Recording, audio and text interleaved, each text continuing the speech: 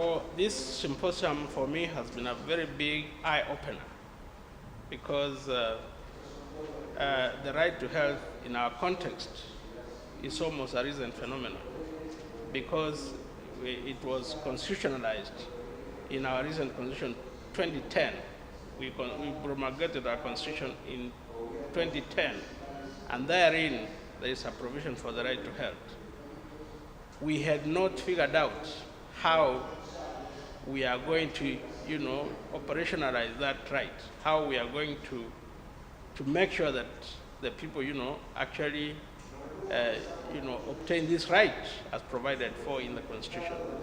From this forum, we have seen a number of approaches that can be used to, assure that the citizens obtain that right. And of course, one of the issues here is about the judicialization of the right to health.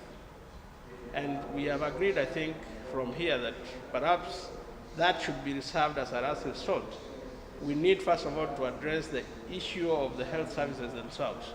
If the government can be able to provide those services of the correct quality, of the correct accessibility, with the involvement of all concerned, then I think that is the first step. But if that fails, then there is room for those who fail to get those rights to go to court and ensure that their rights are actually actualized. And I think that is the biggest lesson we have learned here, that it is possible to get your rights by going to courts and having those rights, given to you as provided for in the Constitution. Do you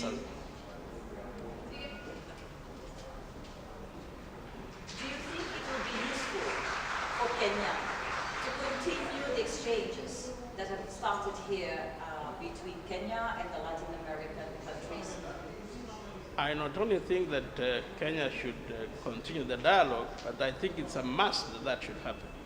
We must continue this dialogue. We must learn, because we realize that there is a lot of information out here in Latin America, because they have been at it. They have been at this issue of right to health for a long time, apparently, because we see a lot of issues which have been decided in the courts.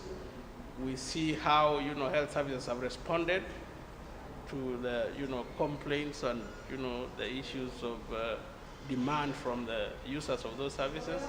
And I think Kenya can learn a lot, and it needs to learn, actually.